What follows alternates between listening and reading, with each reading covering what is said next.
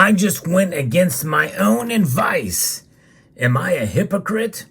Well, I would say it's a more complicated answer to that. Some may say yes.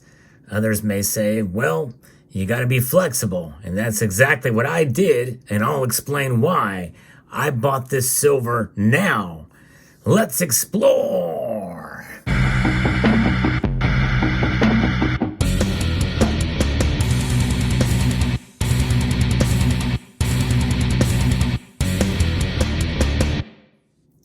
As of the recording of this video, I purchased silver on this day when silver prices went up again dramatically. I typically advise against and don't myself buy much precious metals for stacking when the prices are spiked up like this. And they've been spiked up for quite a number of days.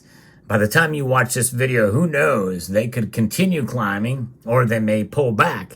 And what I'm about to show you in this video and brag about will be null and void. That's just the way the markets work, and they can move in a matter of minutes. In fact, we did see that on my Sunday night market watch. Right at the end of it, the first one anyway, the prices spiked up in a matter of minutes, over 1.75% for silver. And they actually held for quite a while. And so who knows where they'll be by the time you watch this video. But the message in this video is about taking advantage of opportunities when they come. In fact, these dimes that you see here are the first thing that I bought. And I went into a local coin shop and they said, hey, the premiums have come down. You might want to buy. And I looked around and saw what they have. And I literally got these 4 dimes by cherry picking them and found some fairly decent ones here. I mean, they're not in uncirculated condition, but they're in pretty good shape. They contain most, if not all, of their weight. I got these coins for $1.85 a piece. That's right, $1.85 per dime. And that equates to literally pennies or cents above spot for each one of those. Because as of the recording of this video, the melt value for these coins is about $1.82. Yeah, that's right, $1.82. So I paid 3 cents each above spot for them, which is really almost unheard of when you think about it. But I'll tell you why they did this. But first, let me go through the next example here. And again, you'll notice I didn't buy a whole lot today. And I bought an ounce and some change here. An ounce, 1.3 ounces or so. This silver round I did not buy today, but I bought this silver bar. And this is a 1 ounce, 4/9 Royal Mint, really higher premium silver bar. It's the first time I've had one. They have these in the generic silver bin. And you can find deals like this at your local coin shop, and you should look out for pieces like this, where you may find a little bit higher premium silver products in there, because a lot of times these local coin shops, they don't have time to mess around with the modern stuff. And so what could be a higher premium that you could probably sell on the secondary market for, they may have it in with their privately issued buffaloes or generics. And so I bought this as generic for about $28 an ounce, which that's $3 above spot, or actually about $2 and change above spot, where the maybe $2.85 or something like that. Not too bad of a deal for this piece, I would say. I know you can find cheaper deals online for some pieces, but it's 1 ounce, and the premiums were much higher for them when the prices were lower. In fact, as an example of that, this piece I bought for, I think, around the same price, maybe a little cheaper. It may have been $27.50 or somewhere thereabouts, when silver was in the 22 range. I bought this one fairly recently as well. So when you think about it, silver's price has climbed a lot, and this coin shop's premiums went down. Why did their premiums go down? Because they have seen an influx of buying, or of sellers coming in to sell their silver in the past couple of days. Folks, they had a lot of silver there. They wanted to move it, and they wanted to move it so that they can profit at a narrower margin, so it's more attractive to buy. That's why you should be flexible.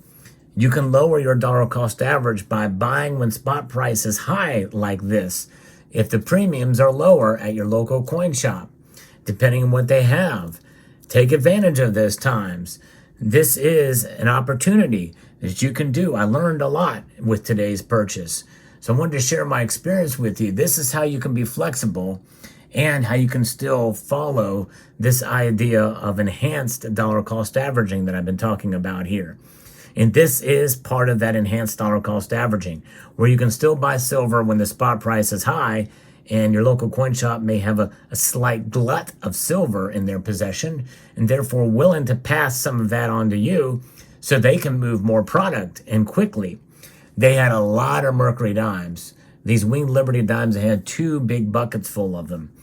And so it just goes to show you that there is silver out there, and we very well could see on the physical side a lot of it flood into the space, the retail space, in the coming weeks here, as more and more people want to pay off those credit cards for the Christmas shopping they did.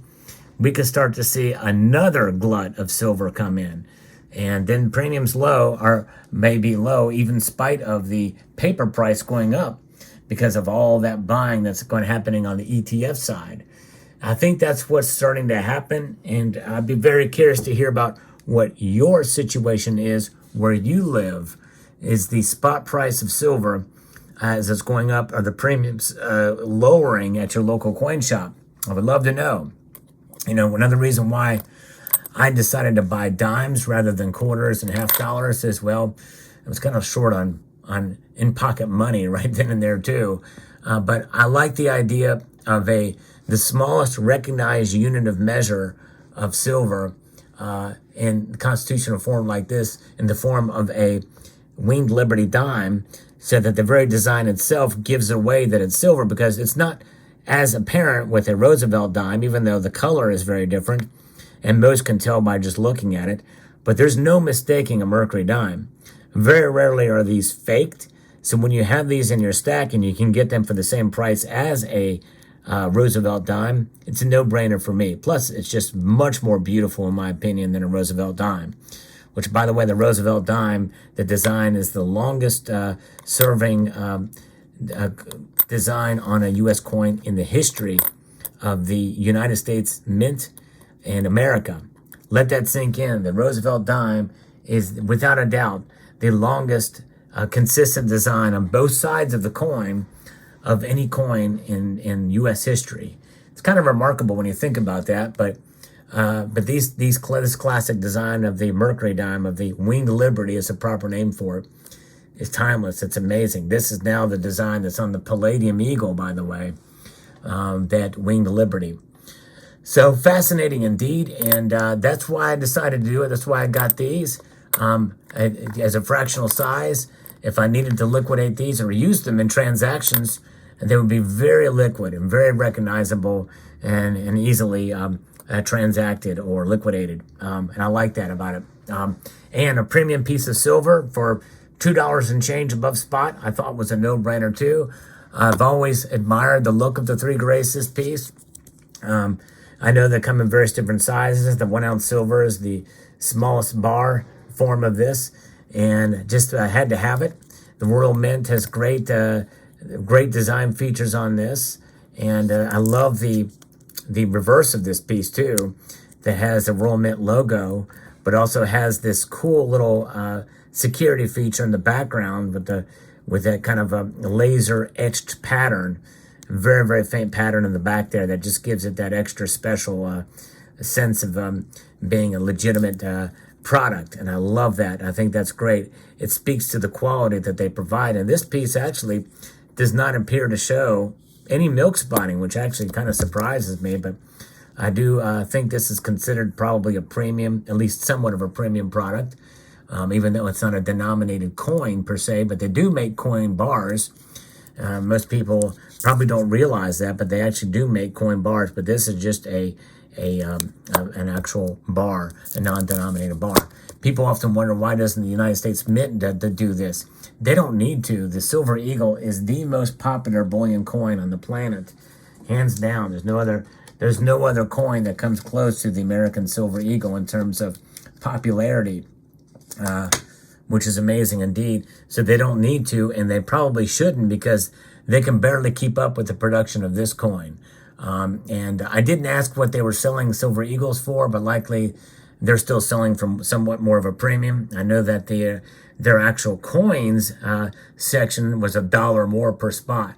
So I think that was like 29 or something like that, I think is what they were charging for actual coins, but not including Eagles. Eagles were not in that pile. I think Eagles are priced separately and still carry somewhat of a premium above spot for those. So just a word to the wise. But the lesson here in this video is to keep an eye out.